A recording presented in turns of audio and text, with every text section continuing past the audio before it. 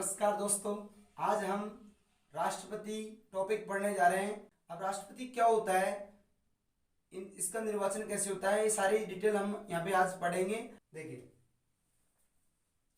राष्ट्रपति की व्याख्या। राष्ट्रपति की व्याख्या राष्ट्रपति की व्याख्या संविधान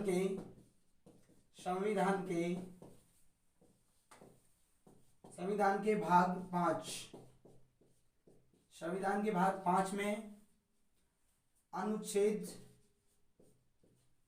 अनुच्छेद मैं शॉर्ट में लिखूंगा। अनुच्छेद 52 से 62 में है। 52 से लेकर 62 में है। देखिए, राष्ट्रपति की व्याख्या संविधान के भाग 5 में अनुच्छेद 52 से 62 तक है। तो देखिए, अनुच्छेद 52 में भारत का एक राष्ट्रपति होगा। भारत का एक राष्ट्रपति होगा। अनुच्छेद 52 में भारत का एक राष्ट्रपति होगा। अनुच्छेद 53 में भारत की समस्त कार्यपालिका शक्ति अनुच्छेद 53 में भारत की समस्त कार्यपालिका शक्ति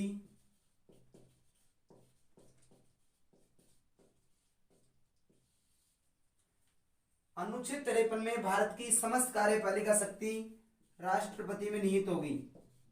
राष्ट्रपति में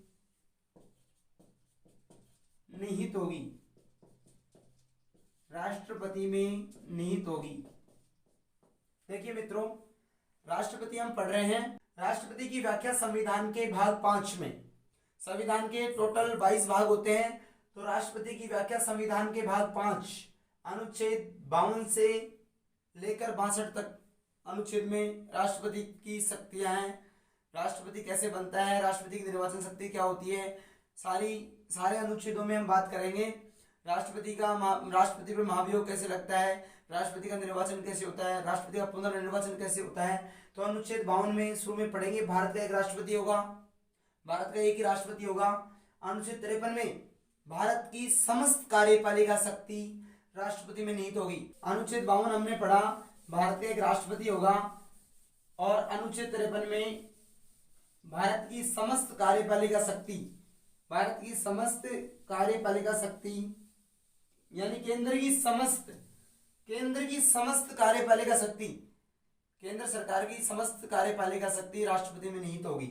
अनुच्छेद 53 के अनुसार अनुच्छेद 54 में राष्ट्रपति का निर्वाचन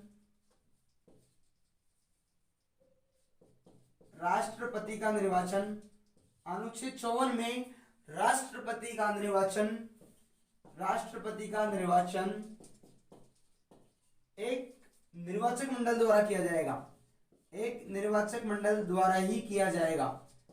राष्ट्रपति का चुनाव निर्वाचन एक निर्वाचक मंडल द्वारा ही किया जाएगा।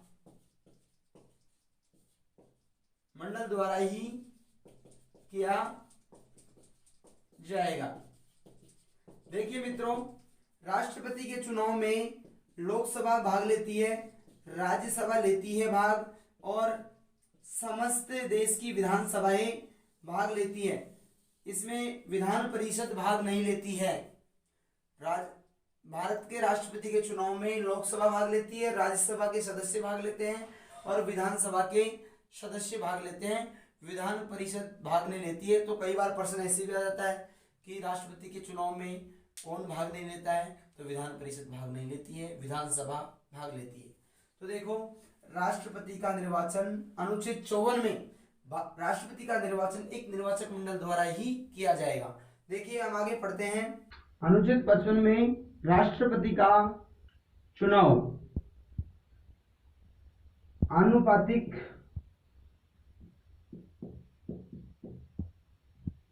एकल संक्रमणीय प्रणाली से होता है। राष्ट्रपति का चुनाव आनुपातिक एकल संक्रमणीय मत प्रणाली से होता है।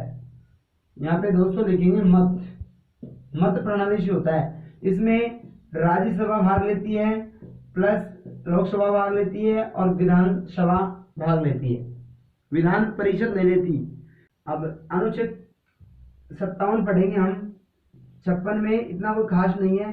अनुच्छेद 57 में राष्ट्रपति का पुनर्निर्वाचन होता है। जैसे राष्ट्रपति के चुनाव में कुछ गड़बड़ हो जाती है तो राष्ट्रपति का पुनर्निर्वाचन होता है। राष्ट्रपति का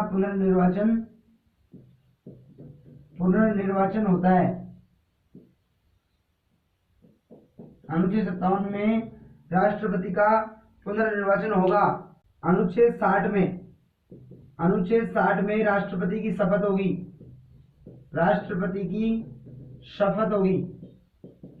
राष्ट्रपति शपथ लेता है संविधान के प्रति, तो राष्ट्रपति की शपथ होगी अनुच्छेद 60 में।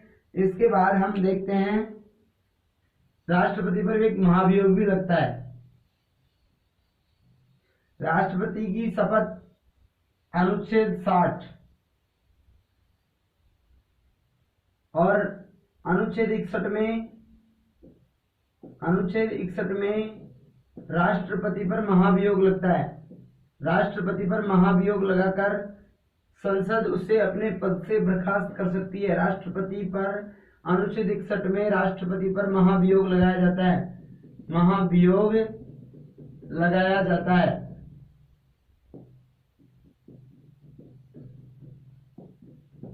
तो ठीक है दोस्तों, राष्ट्रपति के बारे में कुछ जानकारी हासिल की है। हम आगे अब संसद के बारे में पढ़ेंगे। राष्ट्रपति की शक्तियां क्या क्या होती है, राष्ट्रपति किस अनुच्छेद के तहत समाधान की शक्ति यानी राष्ट्रपति मृत्युदंड को भी क्षमा कर सकता है, अनुच्छेद 72 में। तो हम आगे धीरे धीरे सब सारा डिटेल से पढ़ेंगे। Thank you.